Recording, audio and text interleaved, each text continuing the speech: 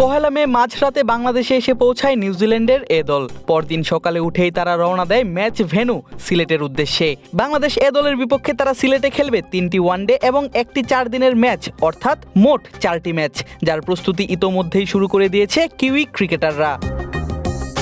বয়সে তরুণ, আন্তর্জাতিক ম্যাচের হিসেবে বেশ অনভিজ্ঞই বলা যায় ব্ল্যাক ক্যাপসদের এই দলকে। স্কোয়াডের 15 জনের মাত্র 9 জনের অভিষেক হয়েছে আন্তর্জাতিক ক্রিকেটে। তাদেরও আবার খুব বেশি ম্যাচ খেলার সুযোগ হয়নি। তবে এসব শুনে যদি ভেবে থাকেন বিজয়, নাইম, সৈকত, শরীফুল, সোহানদের নিয়ে গঠিত বাংলাদেশ দল সহজেই জয় পাবে তরুণ নিউজিল্যান্ড দলের বিপক্ষে, তাহলে হয়তো ভুলই ভাবছেন। চলুন ব্যাখ্যা করা যাক। এখন যে কোনো ব্র্যান্ডের পুরাতন এসি বদলে নতুন ওয়ালটন এসিতে উপভোগ করুন 25% ছাড়। 5 তারিখ থেকে শুরু হবে বাংলাদেশের বিপক্ষে 3 ম্যাচের ওডিআই সিরিজের প্রথম ম্যাচ। তার আগে সংবাদ সম্মেলনে আসেন নিউজিল্যান্ড এ দলের সাদা বলের অধিনায়ক নিক কেলি, আর এসেই জানান বাংলাদেশের অভিজ্ঞ দল দেখে তারা ভয় পাচ্ছেন না মোটেও, বরং আন্তর্জাতিক ম্যাচে সেসব প্লেয়ারদের খেলা ইনিংসগুলো দেখে সাজাচ্ছেন নিজেদের পরিকল্পনা।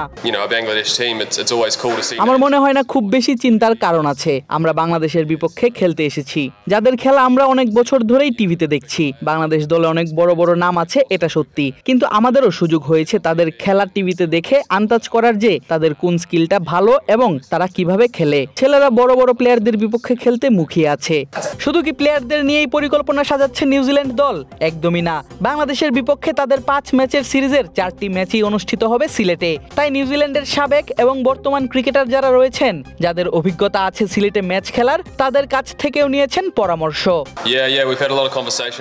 এই মাঠে যাদের পূর্ব অভিজ্ঞতা আছে সে সকল নিউজিল্যান্ডের ক্রিকেটারদের সাথে অনেক কথাই হয়েছে। নিউজিল্যান্ড থেকে এখানকার কন্ডিশন অনেক আলাদা, বিশেষ করে স্পিন বোলিং এর ক্ষেত্রে। পেস এবং বাউন্সার হিসেবে সিলেটের উইকেট কিছুটা ভালো। সিরিজের শেষ ম্যাচ খেলতে আমরা হয়তো ঢাকায় চলে যাব। সিনিয়রদের সঙ্গে আমরা কথা বলেছি কি করা যাবে কি যাবে না, যা খুবই হেল্পফুল ছিল।